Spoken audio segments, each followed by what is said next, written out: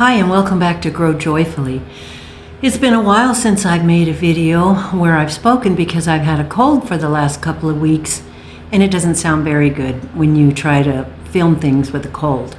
But that aside, I'm so super excited to finally get down to talking about seeds. Now it's only January 14th, but still, I start my seeds in February. I've started them in January before, but the plants seem to get a little bit leggy. So this year we're going to plant them in February like we did last year, and we had a lot more success. I have a heater in the background just because it's cold out here in the sunroom, but it's so bright and beautiful out here that I just wanted to be out here today. And this is what it looks like out in the snow. We've had probably 6 inches yesterday and maybe a total of 10. So it's winter. That's what happens. I have a lot to go through. I hope the video's not too long. I hope it's helpful to people. But I'd like to dive right in. I'm a self-confessed tomato-aholic.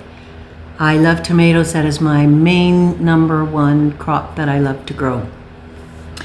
And just by way of kind of a review, my channel is still very young. It's not even a year old yet. I looked at the analytics, which you can go down and click on the analytics and it will let you know the demographics and different things like that. My main audience ranges in age from 65 to 45 years old. Are mostly female and are mostly located in the US and Canada. I wanted to give a huge thank you to my subscribers. When you get in this position, you're just so grateful for your subscribers, for anybody who cares enough to click that subscribe button and be kind enough to listen to your videos. And like and subscribe and share, like everybody says, please like, subscribe, and share, but it means a lot. Even if this channel never gets big enough to be monetized or anything like that, it's fine because I've learned a lot. And I hope that even if I help one person learn to love gardening, then I've done my job and it's worth it. So that aside, let's talk tomatoes all day long, day and night. Let's talk tomatoes. I want to make sure I try to get things in order. I went over this last night. It was like preparing for a project in school, that trying to look for sources and information and research, primary and secondary sources. It was just kind of crazy. I thought, oh, shades of my 14 years in school. The reason I went to school for 14 years is because my kids grew up. They didn't ask me, but they grew up and I needed a purpose.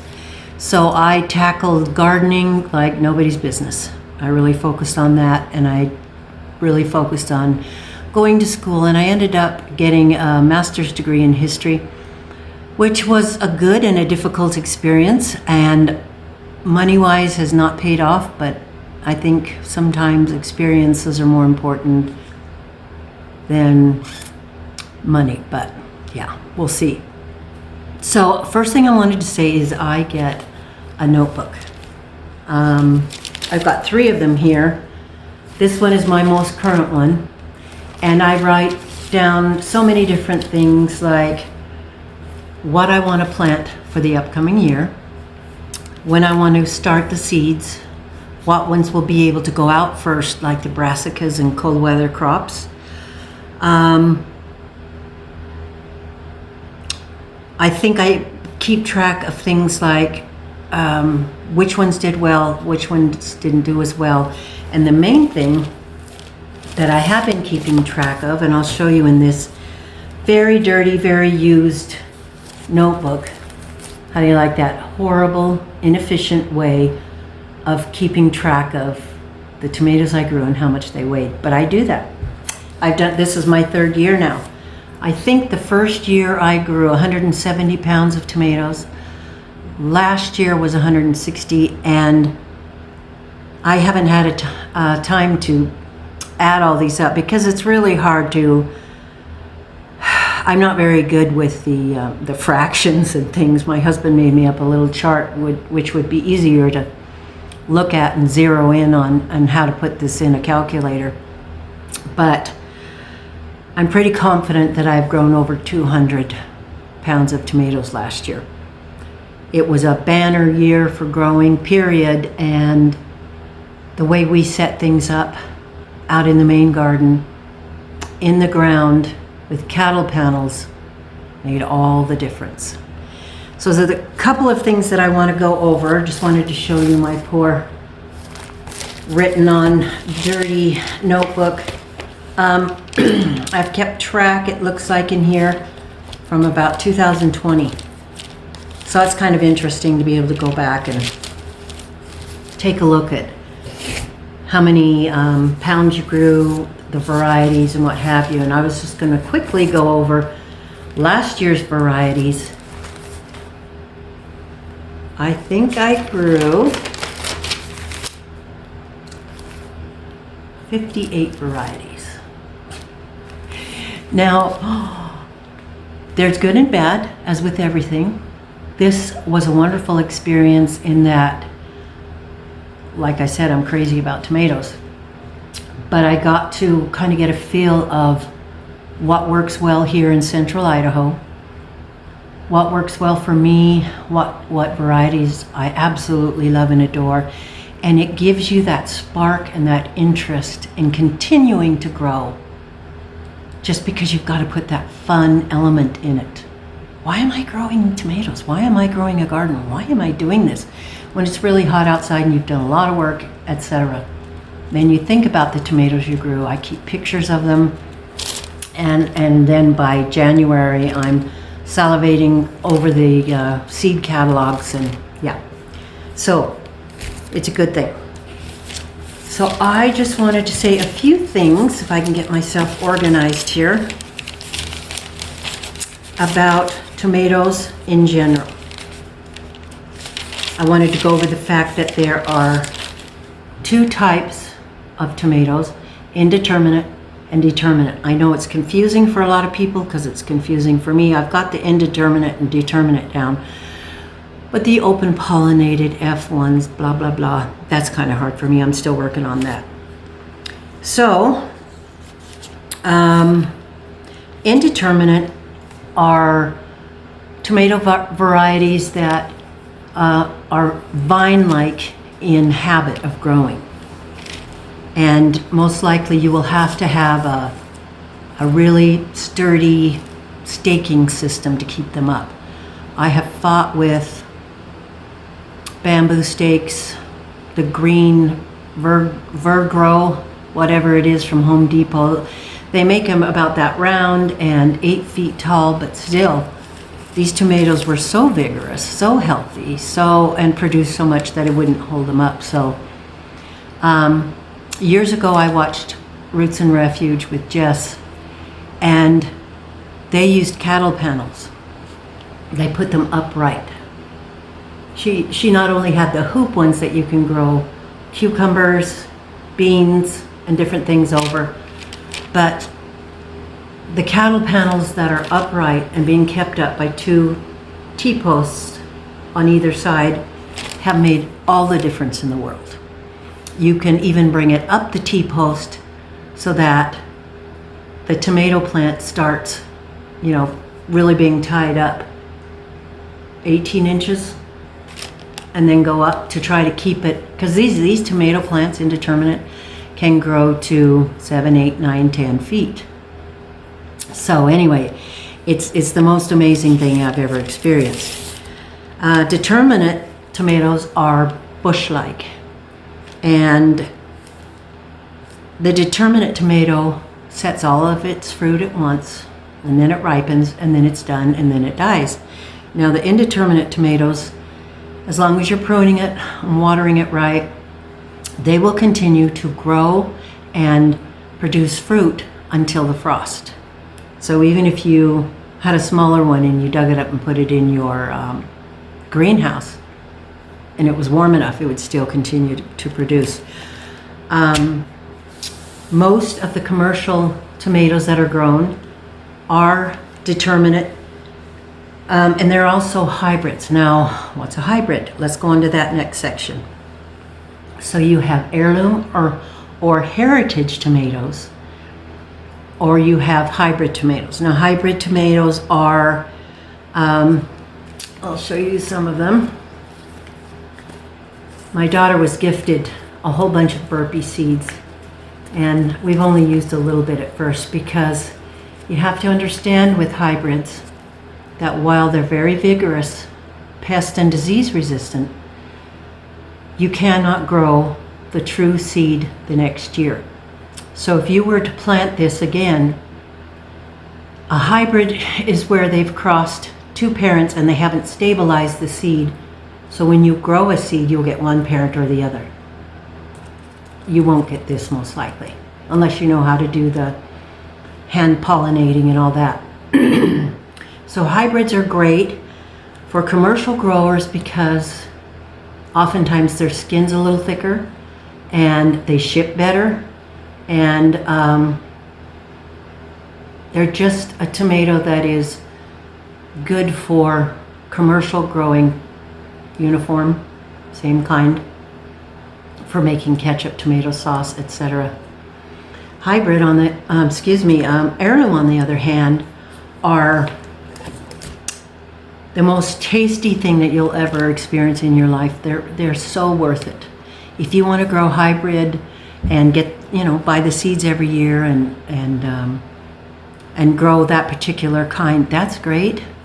And I do some hybrids as well. But my main love are heirloom tomatoes, because as you can see from some of these pictures, they are the most amazing, tasty, interesting things you've ever seen in your life. So we've covered indeterminate, vine-like growth, determinate, bush-like growth, sets all of its fruits at once, and we've gone over hybrid, which are tomatoes that have had two different parents, which oftentimes, the heirloom tomatoes had to start somewhere with two different parents, right? But the thing is, with heirloom tomatoes, they have been grown in this form, say the triple crop, successfully, consistently, for 40 and 50 years or more. So I looked all these things up on Google if you ever want to, and I was going to tell you that, hopefully I'll remember to put it in the show notes. I looked at this site with capital K, capital Q, capital E, capital D.org, and it had quite a bit to say about these different things to explain them, because it takes a while to get it in your head.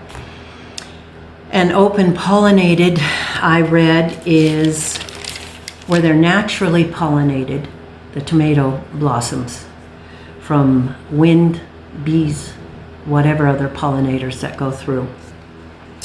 And the hybrids are specially and carefully hand pollinated so that they can get the best characteristics of each parent. So I hope that makes some sense, and I hope I cleared that up a little bit. Okay. There's a lot to discuss about with tomatoes. Like I've described, they can be indeterminate, determinate, heirloom, hybrid. They can be grown in pots, in beds, and in the ground. Now for me, myself, I have had the most success, bar none, growing them in the ground with well-tilled soil. And yes, we do rototill our soil because my husband and I are getting older, and it's really hard for us to do the broad fork type method. This is the way we do it, and we do okay with it. So you can choose how you want to do it. If you want to do the, just barely disturbing the ground type method, or a little rototiller like we have, you'll have to decide. But we do amend the soil a lot by putting leaves, rabbit manure, chicken manure, what else? Probably bark mulch into the ground each year, spring and fall, and rototilling that in so that it improves the health and the tilth of the soil. So that's my highest recommendation to you if you have the room to put your tomatoes in the ground. But if you don't, growing them in beds, growing them in containers, it will work. I think you'll just have to be a little more conscientious about fertilizing, organic fertilizing. I am an organic grower. I am not certified organic because that requires a lot of hoops to jump through. But I know for myself that I do not put any chemicals, pesticides, fertilizers on it. It's natural and organic, like seaweed fertilizer. There's a ton of different kinds that you can get. Making up a mixture of bone meal, blood meal, eggshells, composted manure from chickens, and then there's manure you can use directly on the soil from rabbits that you don't have to compost. I believe, I could be wrong, but I think it's rabbit and goat manure. Maybe I'm wrong about the goat. Maybe it's llamas. But anyway, I'll look into that. I don't have llamas. I have chickens and I have rabbits. So, but you can use the rabbit manure straight directly on your plants, the ground and everything. But chicken manure is hot and you have to compost it probably at least a year. So, no matter whether you grow it in the ground, the raised beds, or in containers, good fertilization at the right times is important. And people like Luke from MI Gardener make videos on this to tell you kind of when in the cycle of the plants that you need to fertilize. And you know that they kind of have a 10-10-10, or it's called NKP. Anyway, what it is potassium, potash, and nitrogen. Nitrogen is the first number. Nitrogen, I can't remember if potash or potassium is next. But that's what these things mean. And each one of those numbers is good for the different times of the cycle of the plant. Nitrogen aids growing leaves and the strength of the plant. And then if you want to get blossoms, then you do another thing. If you want to get the contribute to the fruit growing, then you use the other two numbers. So it's kind of interesting to look into. Do a little research on that because I don't think I explained it very well. It's okay. So we've discussed fertilization and also watering. I know for a fact we've had to struggle here with our watering system for several reasons.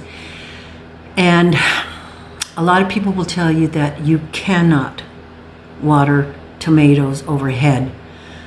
Maybe where it's really humid, that is actually gospel true. But where we live here in central Idaho, it's pretty darn dry and pretty hot. And I have watered overhead and got water on the leaves of my tomatoes for years, and I still get a lot of tomatoes. But best practices are you water the tomato plants from the roots. Try to keep it off the leaves altogether so you don't get blight and other diseases. So just do your best with what you have. Try to do your best practices, and if it doesn't happen, it's not the end of the world. This is going to be a long one, so you might want to get a cup of herbal tea or whatever you drink, hot chocolate, coffee. I drink herbal tea. So my mouth is going to get dry talking so much. So I'll have a sip now and then. So then we've discussed watering practices. Please try to water from the bottom. So even if you have your hose and you're doing it by hand, water at the bottom. A drip system is obviously the best thing to have, but so far I haven't been lucky enough to have that. And another thing is that you should water in the morning before the heat comes out on the plants, because it can cause them to wilt, cause the tomatoes to crack, etc. Even in the evening after the sun is starting to cool off and go down, it's still a little questionable for watering your plants then, unless you're so careful and you get it just down on the bottom. Okay, so there's watering. The exciting thing is I'm going to cover my top 10 favorite tomato plants, and please do not notice that I have 12 in here, because I'm trying to stick to the top 10, but it's not possible. I'm just a tomato freak. So for the sake of time and for you falling asleep in this video, I'm just going to cover the top 10 tomatoes in this video, and then I'm hoping to get 2 more made, but you know how life kind of gets in there and distracts you and throws you curveballs. I have tons more to discuss, so maybe I can make another video. That's going to be my goal. All right, top 10, and then if I don't forget, which is very possible, I want to go over a few of the ones that I don't think I want to grow again. That doesn't mean I won't ever, but I just wasn't, for me, in my conditions, I wasn't overly impressed. And I want to make everything count. So I also want to go over the new varieties I'm going to try this year. So let's start with my number 1 favorite, pineapple tomato. This has been my best friend for many, many years, because for whatever reason in this dry, hot climate, it grows very well. This is the tomato that has produced my 2-pound and up tomatoes. Fabulous stuff. It has, as you can see here, red and yellow streaking, slightly fruity taste, and it's sweeter. When you bite into it, you don't go, oh my gosh, that was sweet. No, but it's just a lot less acidic, but it's a tomato, so don't expect pineapple when you bite into it. Some people do, and I did at first. So this is my number 1. When I did a taste test video earlier this year in August, it actually came in number 2, because Big Rainbow tasted really, really sweet. As I was doing the taste test, this came out to me to taste better that day. It's very close, but this one won. So this is my number 1 that I'm always going to stick to. Pineapple tomato. Oh, do you know what I forgot to talk about? Time out. Places where I grow seeds. I buy seeds, excuse me. I have bought, I know I wrote this down. Sorry, I'm making noise with the paper. Okay, here we go. I have bought my tomatoes mainly from Baker Creek Seeds and M.I. Gardner Seeds. Why? Sometimes things just happen and it turns out that it worked out well and you just stick to it. Now the thing with M.I. Gardner is Luke Marion is one of the first of 3 people that I watched 5-6 years ago when I started watching YouTube. He and his wife Cindy started out with just doing videos on their garden, and then they started getting bigger and getting a seed shop and being able to provide people with seeds. Their seeds are $2 a package, and I really like that. And I like them. I like watching their videos. I suggest you go over there and watch them. It's called M.I. Gardner, right there. So I kind of felt like I grew up with them quite a bit, and between them and Patera at Appalachia's Homestead and Jess at Roots and Refuge, I grew up with those 3, even though I'm a lot older than all 3 of them, but that's okay. So, Baker Creek and M.I. Gardner. Now there's other places you can buy, tons of places you can buy seeds from. But I took a little time to look them up, and these are the ones that I have also bought from. Victory Seeds, the Rusted Garden with Gary Pillarchick, if I said his name right. He's got a YouTube video, YouTube channel, and I kind of grew up with him too. And Ed Hume. Also, what was the other one? Ed Hume, Barry Morse. And other seed companies that I probably haven't bought from, or I might have once or twice, are Harris Seed, Gurney's, Epic Seeds, Johnny Seeds. And for a fun fact, Landreth Seed is the oldest seed company in the United States, and it was started in 1784. Fun fact. Like I said, I looked up seed companies on the internet, and there was just a plethora of them. You could keep going all day on them. One I wanted to mention that's from Idaho, based in Idaho, which I really kind of like because they try to taper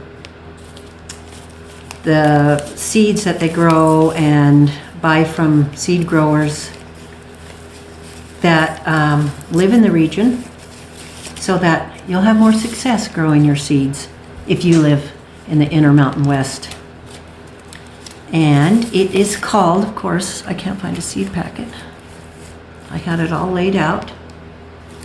Anyway, the name of the place is Snake River Seed Cooperative. And like I said, they have a bunch of farmers that participate in this. And one of the people that started this company is a teacher of my youngest daughter, who is in horticulture. So that's kind of a fun fact. Here's what their package looks like. This is my hillbilly tomato seeds, and as you can see, I've used it a lot, and I tape it back and use it the next year. One thing I want to stress is don't ever throw away your seeds, even if you think they're old.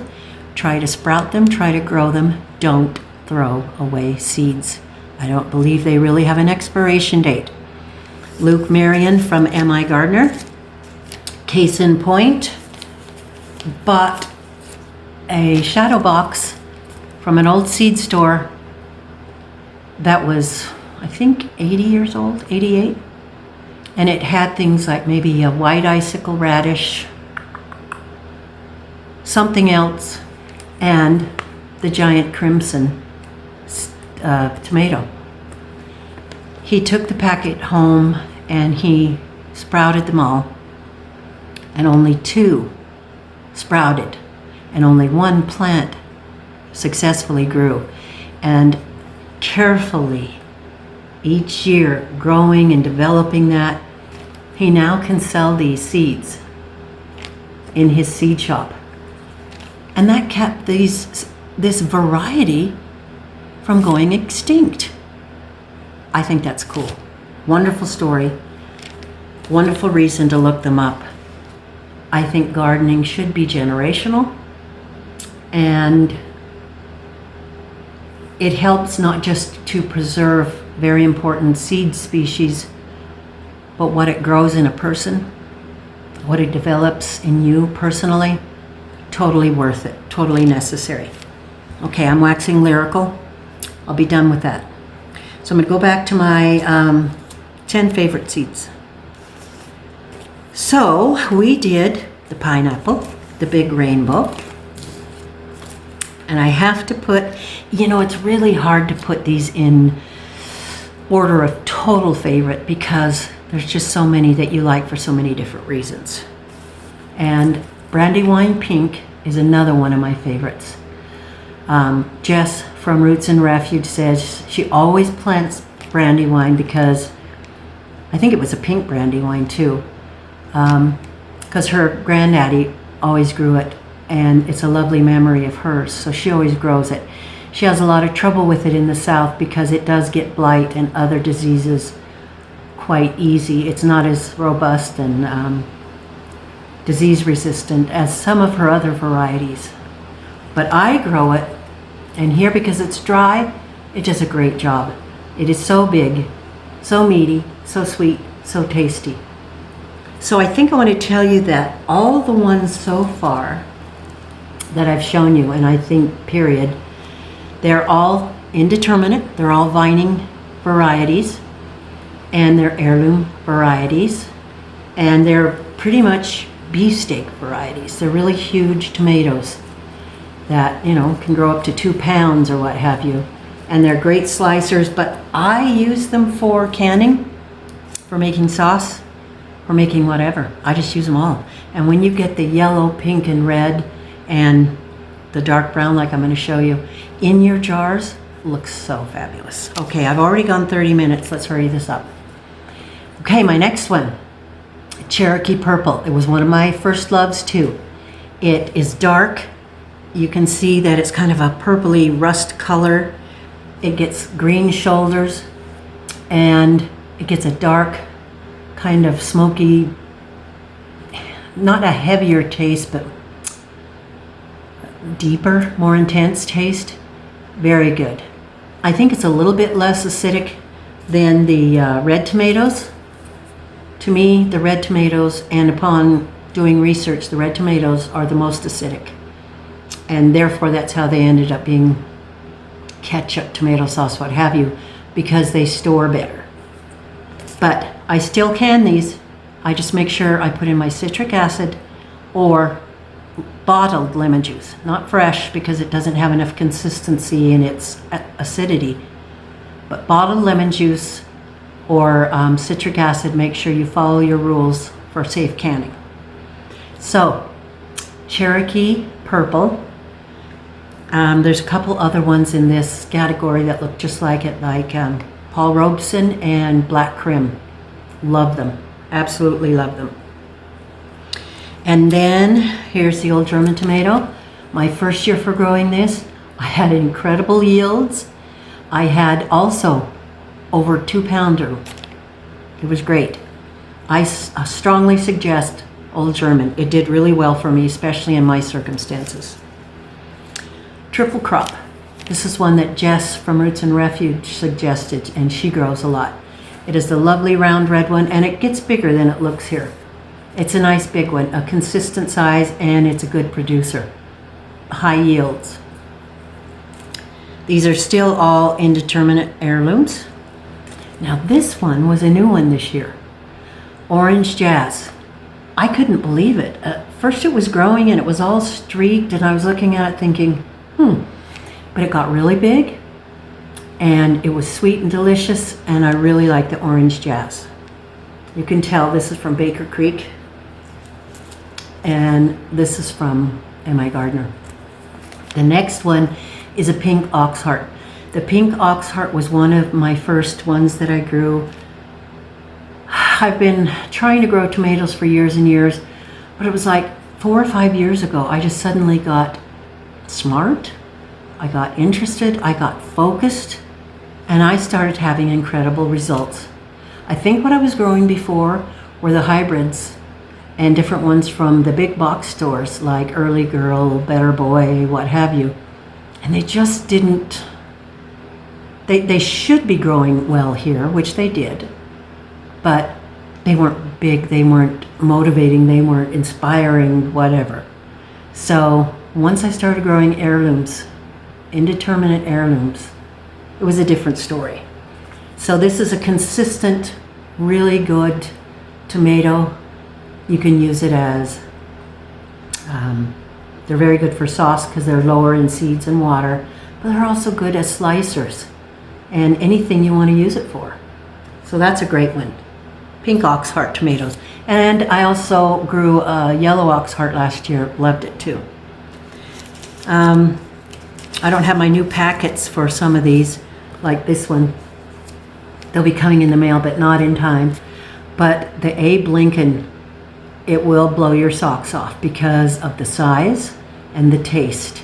And just the fruits are just like this. They're kind of more apple-shaped. But they make incredible sauce too. A lovely red tomato. I highly suggest it. It's an old favorite through the United States for many years. Okay, The next one is Dr. Wycheese. Now this name is up for discussion. I think Jess from Roots and Refuge pronounces it Dr. Wycheese. She said some people pronounce it Dr. Weish, etc. I say Wycheese, good enough. But it is almost a solid yellow tomato, you know, not like a light yellow. As you can see, dark yellow, almost orangish. And it's amazing. It's an amazing tomato to use on a BLT or tomato sandwich or whatever else you want to do. Wonderful tomato. It doesn't grow as well for me here as some of the other ones. Last year I finally started getting a few, but I had to have several plants. And it wasn't quite as productive as, say, the Big Rainbow or Abe Lincoln or Pink Ox Heart or Triple Crop. So it is really wonderful. Another one, it's only my second year growing it, was German Pink. Fabulous tomato. Big, juicy, yummy. They're just a work of art. I would go out and look in my garden with all these huge tomato plants climbing up the cattle panels and all this fruit hanging on there. I was just blown away. Do this. Do in the ground. Do cattle panels. Do indeterminate heirlooms. Really fertilize your soil. Water consistently.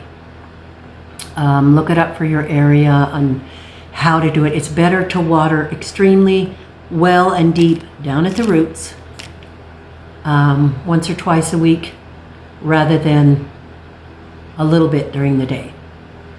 Deep and not as often instead of lightly and every day.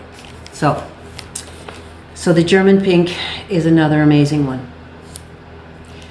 Mortgage Lifter, it's a strange little name, but the story goes that this man who created this variety did so well growing it that he was able to pay his mortgage off. Is it true? Sounds good to me. It's nice and big and meaty and wonderful for canning and what have you. Mortgage Lifter. This is a new one I grew this year. Coasterly. I don't know if you can see the spelling. Again, all I can do is just say wonderful things about it. It was big and meaty and tasty and pretty. It was quite prolific too. I was very impressed by it, Coasterly. Okay, so I've gone past 10 already. That's why I said you don't notice that I've got about 12 in here. But I could go on talking about tomatoes all day, and we're already at 37 minutes. Paul Robeson, I had mentioned before, excuse me, along with Black Crim and Cherokee Purple. Beautiful, delicious, wonderful tomatoes. Well, that about wraps up the top 10. I'm going to quickly go over the ones I wouldn't grow again. Hopefully you have your tea or coffee and some sort of drink.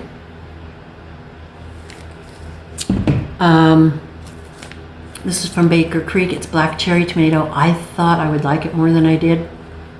And in all fairness, I didn't grow it in the ground. I grew it in a raised bed and a pot. I didn't think it was extraordinary, but that doesn't mean I won't grow it again. That's just kind of a maybe. Sartre Roulace, or however you say it, I do not pronounce French words very well at all. They are stunning to look at.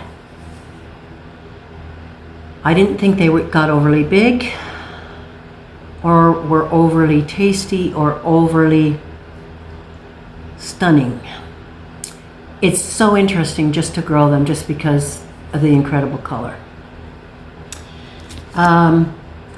Baker Creek throws in a free seed, and so does M.I. Gardner, a free seed packet when you order. But I did try to grow this little one's called Tomato Spoon. First of all, it was harder to grow than I thought.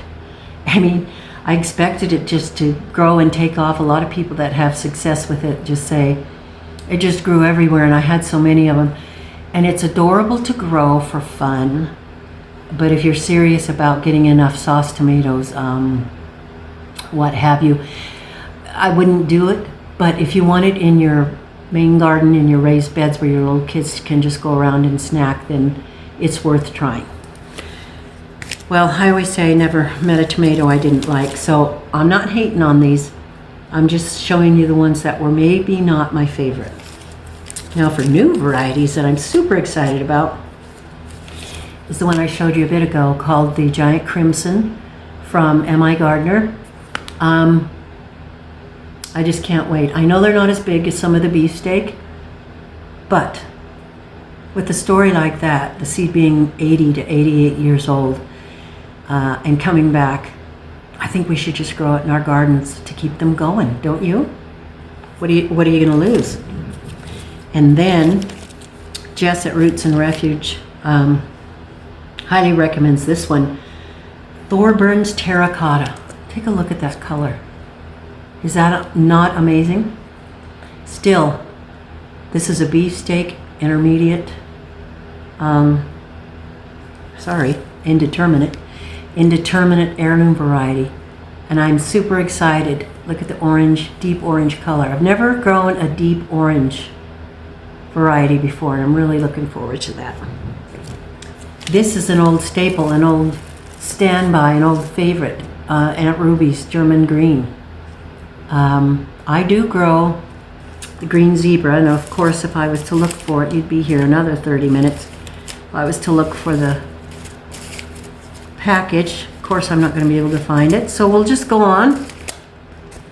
This is a lot bigger than the green zebra, and it has less, I think, yellow streaks, but it is a fabulous one, so I've read, and I'm going to try that out this year. This is an amazing one, and I'm going to butcher this name. Ananas Noir, different name. But I mean, take a look at the streaking in the green and the yellow and the pink. I'm excited about that too.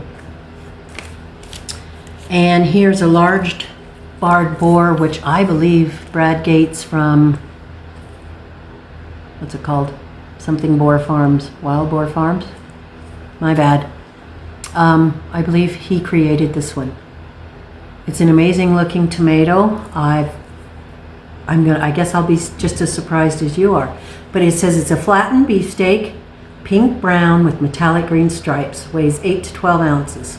Flavorful, meaty pink flesh, fairly stocky for an indeterminate. So there you go. Large barred boar. Here's another one that I think is Brad Gates. I'm not completely sure, don't quote me. Is Barry's Crazy Cherry. Now, I grew this last year, but kind of later in the season. And I don't think it had enough time to fully develop to its potential. And also I grew it in a bed. So this year I will grow it out in the ground in my big tomato garden. But look at all the clusters. Tons of tomatoes on the clusters. So I'm looking forward to that one. This one should be just grown because it's so pretty. This is called Blue Cream Berries. Again, I grew this last year, but it was late in the year and it was just getting started. So that, along with Barry's Crazy Cherry and the black cherry tomato, I think I better give them another go to see how it comes out. This you can find at Baker Creek. And I have grown this one, Berkeley's Tie-Dye Pink. Don't you think it's fun just growing things that have weird names and weird looks and something you've never seen before? Why not? Variety is the spice of life. So please try them. And I think that's it in the new ones that I'm going to grow. It's been 44 minutes. I'm sure that you've got other things to do and you'll probably have to watch this in increments. But I just want to encourage you to grow. Grow tomatoes, grow carrots, grow corn, grow onions, grow chives, grow spinach, grow lettuce. The variety is endless. If you don't have a great year this year, don't write it off. Try it again next year. Maybe try to improve your situation, like the type of potting soil you put in. In the fall, put a bunch of chicken manure or rabbit manure in the bottom and let it compost all winter. Just keep trying. Things do need to be fertilized. They need to be watered. but you need to figure out the best way for you to do that. Please try to grow organically. If you can't, you can't. It's better to have fresh vegetables that have man-made chemicals on them than to not have it at all, or maybe to buy something from the store that you know has chemicals on it. So get out a notebook. Have a good time. Get some tea. Get some coffee. Get some hot chocolate. Sit down in a place where you're comfortable, you're cozy, and you can dream and you can plan. And write up a garden plan. I usually fly by the seat of my pants and I go, oh, this would be fun here, so I plan it.